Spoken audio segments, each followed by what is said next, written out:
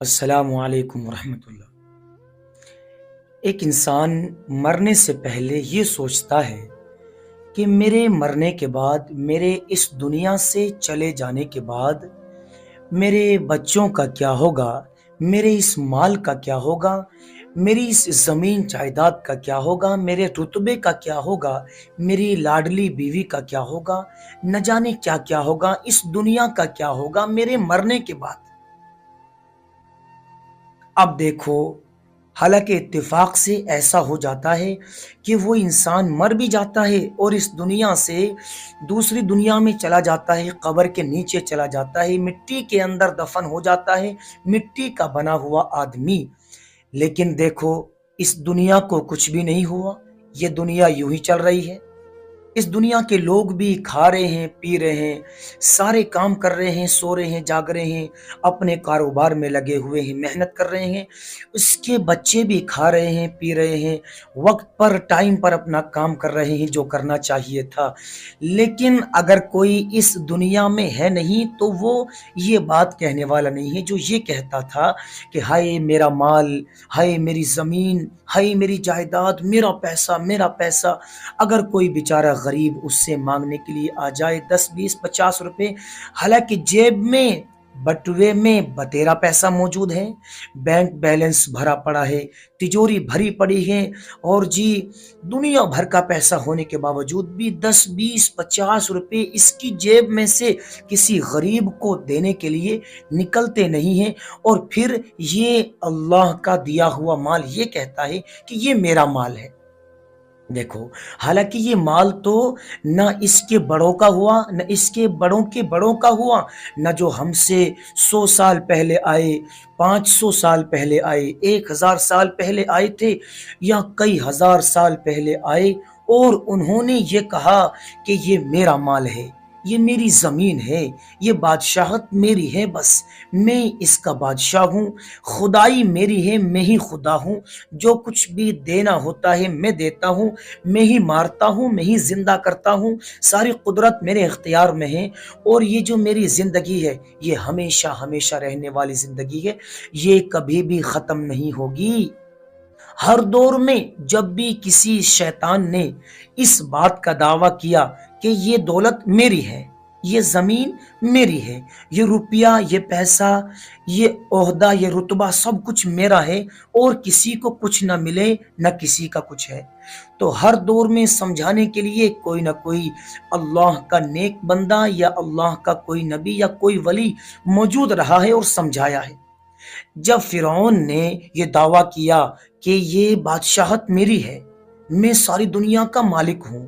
زمین بھی میری ہے اور سب کچھ میرا ہے، میں جو چاہتا ہوں کرتا ہوں، تو اسے سمجھانے کے لیے اللہ نے موسیٰ علیہ السلام کو بھیجا، ہارون علیہ السلام کو بھیجا، سمجھایا، اسے کہا کہ بے وقوف، نہ زمین تیری ہے، نہ جائیداد تیری ہے، نہ یہ آسمان تیرا ہے، نہ آسمان اور زمین کے بیچ کی کوئی چیز ایسی ہے جس پر تیرا ذرا سا بھی اختیار ہو، کچھ بھی نہیں ہے تیرا، جب تک تو زمین پر موجود ہے، جب تک تیرے اندر سانس چل رہی ہے، جب تک تو یہ بے وقوفی کا دعویٰ کر سکتا ہے کہ یہ زمین میری ہے، یہ تخت میرا ہے، یہ بادشاہت میری ہے، لیکن جب تو مر جائے گا، ختم ہو جائے گا ایک دن اور زمین کے نیچے چلا جائے گا، پھر تجھے کوئی یاد کرنے والا بھی نہیں ہوگا، نہ تیرا کوئی مال یاد کرنے والا ہوگا۔ اس نے بات مانی نہیں اور اس کو اللہ نے ذلیل کیا، سمندر میں اس کا بیڑا غرق کیا۔ بتاؤ، کہاں اس کی بادشاہت، کہاں اس کی زمین جائیداد، کہاں اس کا پیسہ، کہاں اس کا عہدہ، اس کا رتبہ، اس کی دکھاوے کی عزت، اس کا گھمنڈ، اس کا تکبر کہیں نظر آتا ہے تمہیں دنیا میں؟ نہیں نا، کہیں نظر نہیں آتا۔ قارون نے، اللہ نے اسے بے شمار دولت دے رکھی تھی، بہت زیادہ دولت دے رکھی تھی، اسے بھی اپنی دولت پر بڑا گھمنڈ تھا، اسے بھی موسیٰ علیہ السلام نے سمجھایا یہ دولت ہمیشہ ہمیشہ کی نہیں ہے، نہ تو ہمیشہ رہے گا اس دنیا میں، شرم کر لے، اللہ سے ڈر لے، تھوڑا باز آ جا، اسے غریب لوگوں پر خرچ کر لے، یہ غریبوں کا حق بھی ہے اس میں۔ اس نے کہا جی نانا، یہ تو میں نے کمائی ہے، میرے علم کی وجہ سے مجھ کو دی گئی ہے، یہ جو میرے اندر صلاحیت ہے، جو قابلیت ہے، انما اوتیتہ علی علم عندی، یعنی یہ دولت مجھے دی گئی ہے تو میرے علم کی وجہ سے دی گئی ہے، میرے اندر جو دماغ ہے بہت زیادہ تیز، مجھے اس لیے دی گئی ہے۔ جب بھی کسی ایسے شیطان نے خدائی کا دعویٰ کیا، نمرود نے خدائی کا دعویٰ کیا، اپنے آپ کو خدا کہلوایا، تو اس کو سمجھانے کے لیے اللہ نے ابراہیم علیہ السلام کو بھیج دیا، سمجھایا کہ خدا تو نہیں ہے، پروردگار تو نہیں ہے، تیرے بس کی تو کچھ بھی نہیں ہے بے وقوف، تو پھر کیسے اپنے آپ کو خدا کہلواتا ہے؟ بات اس کی سمجھ میں آئی نہیں۔ اگر سمجھ میں آ جاتی تو زندگی بھی آسان ہو جاتی اور آخرت تو آسان ہونے والی تھی۔ تو ہم سے پہلے بھی ہمارے بڑوں کے بڑوں نے اس دولت کا دعویٰ کیا کہ یہ میری دولت ہے، یہ زمین میری ہے، یہ جائیداد میری ہے، یہ رتبہ میرا ہے، لیکن نہ ہی تو ان کے پاس یہ دولت رہی، نہ ان کے پاس زندگی رہی۔ اور ہم بھی آج اللہ سے دور جا کر کے، اللہ کی نعمتوں کی ناشکری کر کے، اپنے رسول صلی اللہ علیہ وسلم کی نافرمانی کر کے دولت کمانے کے پیچھے بھاگ رہے ہیں۔ صبح کو جاتا ہے آدمی، بس شام کو واپس آتا ہے، چاہے صبح کو وہ کہیں بھی جا رہا ہے، صبح نکل گیا جلدی سے تیار ہو کر کے، فیکٹری میں جائے گا یا مزدوری پہ جائے گا یا کاروبار کرنے کے لیے جائے گا یا دکان پہ جائے گا، کہیں تو جائے گا ضرور، اسے اپنا پیٹ پالنا ہے، اسے اپنے بچوں کا پیٹ بھی پالنا ہے۔ اگر نہیں جائے گا تو فاقے آ جائیں گے، بھوکا مر جائے گا یہ انسان، اگر نہیں جائے گا تو جانا پڑے گا۔ تو دیکھو، صبح تیار ہوتا ہے جلدی سے جانے کے لیے، اور شام کو آتا ہے اس وقت جب عشاء کی اذان ہو رہی ہوتی ہے، یا اس سے پہلے یا اس سے کچھ تھوڑا سا بعد میں۔ اب یہ جب صبح اٹھا تھا 8-9 بجے تو اس نے فجر کی نماز نکال دی، اسے یہ تو یاد تھا کہ مجھے جانا ہے اپنے کاروبار پہ، پابندی سے جانا ہے، ایک بھی چھٹی نہیں مارتا، لیکن اس کی زندگی میں اللہ کی طرف سے ایک نماز فرض کی گئی تھی جس کا نام تھا فجر کی نماز، یہ بھی اس نے چھوڑ دی اور کام پہ چلا گیا۔ پھر دوسری نماز فرض کی گئی ہے ظہر کی، اس میں بھی نہیں آیا۔ تیسری نماز عصر کی فرض کی گئی ہے، اس میں بھی اسے کوئی پتہ نہیں۔ مغرب کی نماز میں آدمی اپنے کام سے، کاروبار سے، کھیتوں سے، زمین جائیداد سے فارغ ہو کر کے آ جاتا ہے، تو آ کر کے تھوڑی بہت تسلی ہو جاتی ہے، گھر بیٹھتا ہے، منہ ہاتھ دھوتا ہے، اللہ کے گھر میں آ جاتا ہے، لیکن یہ آیا نہیں۔ پھر یہ اپنے کاروبار میں سے مغرب کی نماز کے بعد آیا، اور عشاء کی اذان ہوتے ہوتے اس نے کھانا کھایا، اس کے بعد اس کا جسم تھکا ہوا تھا سارا دن کام کر کے، لیٹ گیا اور سو گیا۔ تو دیکھو، یہ صبح سے اٹھا اور سارے کام کرتا رہا دنیا کمانے کے، اپنا پیٹ بھرنے کے لیے، اپنے بچوں کا پیٹ بھرنے کے لیے سارے کام کرتا رہا، لیکن جو اللہ نے ایک ذمہ داری اس کے اوپر لگائی ہے، 24 گھنٹے میں سے صرف 1 گھنٹے کے لیے 5 وقت کی نماز 1 گھنٹے میں مکمل ہو جاتی ہے، 10 منٹ صبح، 10-20 منٹ دوپہر، 10 منٹ عصر میں، اور 10 منٹ مغرب میں، اور 15-20 منٹ عشاء کی نماز میں، تو 1-1.5 گھنٹے میں سارا کام ہو جاتا ہے۔ تو 24 گھنٹے میں سے اللہ نے اسے کہا تھا کہ یہ نماز بھی تجھے پڑھنی ہے، تو اس نے سارے کام کیے، پابندی سے کیے، سارے کام بھولا نہیں، ہر دن جاتا ہے، چھٹی نہیں مارتا کسی بھی دن کی، لیکن نمازیں چھوڑ رہا ہے، ایک ٹائم کی بھی نماز میں نہیں آتا۔ ہاں، اسے ایک دن شرم آ جاتی ہے، اور وہ دن ہے صرف جمعے کا، جس میں یہ جلدی سے بھاگا بھاگا آتا ہے، اور جب نماز کھڑی ہو جاتی ہے جلدی سے نیت باندھ لیتا ہے، اور سلام پھیرنے کی دیری رہتی ہے، اور جلدی سے بھاگ کر کے نکل جاتا ہے۔ تو بتاؤ اللہ کے بندو، یہ اس کی نماز قبول ہوئی یا نہیں ہوئی، جس میں یہ بھاگا ہوا آیا اور بھاگ کے جلدی سے نکل کے بھاگ گیا مسجد سے؟ ایسا بھاگا مسجد سے جیسا کہ اسے کسی نے جیل میں موند رکھا ہو، جیل میں بند کر رکھا ہو، اسے ایسا بھاگتا ہے یہ بندہ۔ تو مجھے یہ بتاؤ، اسے مرنا ہے یا نہیں مرنا ہے؟ نہیں، یہ جو میری بات سن رہا ہے، یہ جو سارے ٹائموں کی نمازیں چھوڑ کر بڑے آرام سے سو رہا ہے، موبائل دیکھ رہا ہے، فلمیں دیکھ رہا ہے، ناچ گانے دیکھ رہا ہے، اور نہ جانے اس میں فحش گندی چیزیں دیکھ رہا ہے موبائل کے اندر، کیا اسے یہ خیال نہیں آتا کہ جب میرا باپ اس دنیا میں نہیں رہا،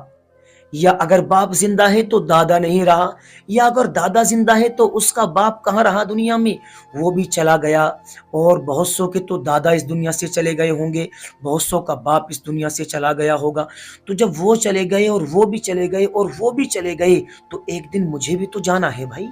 جب وہاں جانا ہے تو پھر خالی ہاتھ کیوں جا رہا ہے وہاں؟ کچھ ساتھ میں لیتا کیوں نہیں اپنے؟ ساتھ میں کچھ لینا تو ضروری ہے نہیں ہے؟ اب زندگی ایسے گزر جائے گی، 10 20 25 30 40 50 سال یوں ہی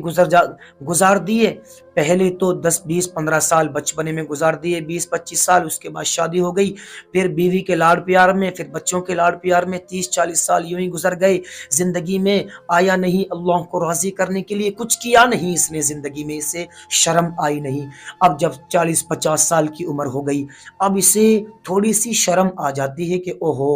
بہت برا کام ہو گیا مجھ سے، تو 40 50 سال میں نے یوں ہی گزار دیے اللہ کی رحمت سے دور ہو کر کے، اب مجھے تھوڑی سی نماز پڑھ لینی چاہیے۔ تو اگر یہ اب بھی آ جائے گا،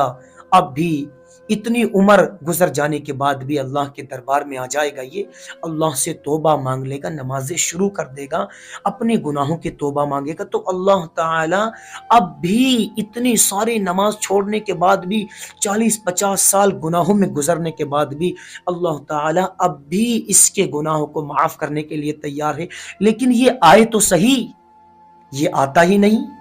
یہ آئے تو صحیح، جب آئے گا تبھی تو یہ اللہ کا نیک بندہ بنے گا، تبھی تو یہ شیطان سے دور بھاگے گا۔ یہ تو شیطان کے نقش قدم پر چلتا جا رہا ہے، چلتا جا رہا ہے، اسے راضی کرنے کے پیچھے لگا ہوا ہے۔ بس یہ تو اللہ کو راضی کرنا نہیں چاہتا انسان، اللہ کے نبی کو راضی نہیں کرنا چاہتا، اپنے ماں باپ کو تھوڑا سا راضی کرتا ہے، جان بوجھ کر ان کی نافرمانی کر رہا ہے، اللہ کی نافرمانی جان بوجھ کر ہو رہی ہے۔ اس کے کانوں سے اذان سنی جا رہی ہے، کان اس کے اذان سن رہے ہیں، لیکن سن کر کے یہ بہرا ہو گیا، ایسا ہو گیا جیسے اسے آواز آئی نہیں۔ اسے پتا ہے کہ اذان کس لیے ہوتی ہے، اسے پتا ہے کہ جب اذان ہوتی ہے تو اس میں یہ کہا جاتا ہے کہ اللہ کے بندو آ جاؤ، اپنا کام چھوڑ کر کے نماز میں آ جاؤ، آ جاؤ نماز میں آ جاؤ، آ جاؤ کامیابی لے جاؤ۔ لیکن اس نے اذان تو سنی اور اذان سن کے بہرا ہو گیا۔ اپنی آنکھوں سے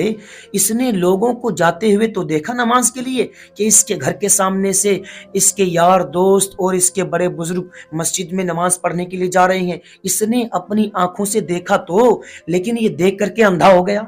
ایسا ہو گیا جیسے اس نے دیکھا نہیں، اور پھر زبان سے کچھ کہہ بھی نہیں سکتا، تو سمم بکمن عمیٌ والا کام ہو رہا ہے۔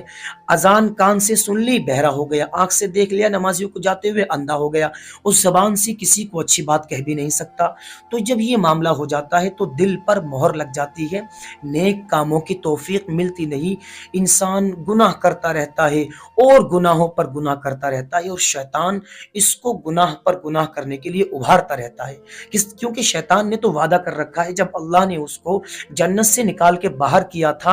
اور وہاں سے نکالا تھا تو اس نے کہا تھا کہ آج تو اے پروردگار تو نے مجھے نکال دیا، لیکن میں تیری اس دنیا کو، اسے ان لوگوں کو جسے تو نے پیدا کیا ہے، جس کی وجہ سے تو نے مجھے نکالا، اس کی آنے والی تمام نسلوں کو میں بہکاتا رہوں گا اور ان کو دوزخ میں جانے کے لیے تیار کرتا رہوں گا۔ اللہ نے ارشاد فرمایا کہ جو میرے نیک بندے ہوں گے مجھ سے ڈرنے والے، وہ تیرے بہکائے میں نہیں آئیں گے، اور جو تیرے چاپلوس ہوں گے، تیرے پیچھے چلنے والے، وہ یقیناً تیرے بہکائے میں آئیں گے۔ تو پھر جو تیرا حشر ہوگا دوزخ میں جلنے والا، آگ میں تجھے جلاؤں گا، ان کا بھی وہی حشر ہوگا جو تیرے پیچھے چلیں گے، ٹھیک ہے نہیں؟ تو میرے بھائیوں، یہ زندگی بڑی قیمتی ہے، یہ زندگی ہمیں یوں ہی ضائع کرنے کے لیے نہیں دی گئی، یہ زندگی برباد کرنے کے لیے نہیں دی گئی ہمیں، اس میں تو اللہ نے ہم سے کوئی کام کرنے کے لیے کہا ہے، اور یہ کہا ہے کہ تم دنیا میں جا تو رہے ہو، تم کاروبار بھی کرنا، تم اپنے بچوں کی خاطر کمائی بھی کرنا، لیکن دن میں جو 5 وقت ہیں ان میں تمہیں مسجد میں آ کے نماز بھی پڑھنی ہے، تمہارے جو ماں باپ ہیں ان کی تمہیں خدمت بھی کرنی ہے، جو تمہیں میں مال دے رہا ہوں میں ایسا بھی کر سکتا ہوں کہ تم دنیا بھر کی محنت کرو، رات دن صبح سے شام تک، شام سے پھر صبح تک، پھر شام تک دنیا بھر کی محنت کرو، لیکن میں تمہیں ایک پھوٹی کوڑی نہ دوں، ایسا بھی میں کرتا ہوں، اور میں ایسا بھی کرتا ہوں تم تھوڑی سی محنت کرو اور دنیا بھر کا پیسہ میں تمہیں دے دوں، تو میری مرضی ہے، میں جسے جتنا چاہتا ہوں دیتا ہوں، دے کر بھی میں آزماتا ہوں اور لے کر بھی آزماتا ہوں، دیتا ہوں کسی کو مال جائیداد زمین تو آزماتا ہوں کہ یہ اس مال کا کیا کرتا ہے، کیا میرے راستے میں خرچ کرتا ہے صحیح، کیا غریبوں پر خرچ کرتا ہے، اور غریب کو میں آزماتا ہوں لے کر کے کہ وہ غربت میں لوگوں کے سامنے ہاتھ پھیلاتا پھرتا ہے یا مجھ سے مانگتا ہے، دونوں کو آزماتا ہوں۔ تو اس دنیا میں انسان کو بڑا قیمتی بنا کے بھیجا گیا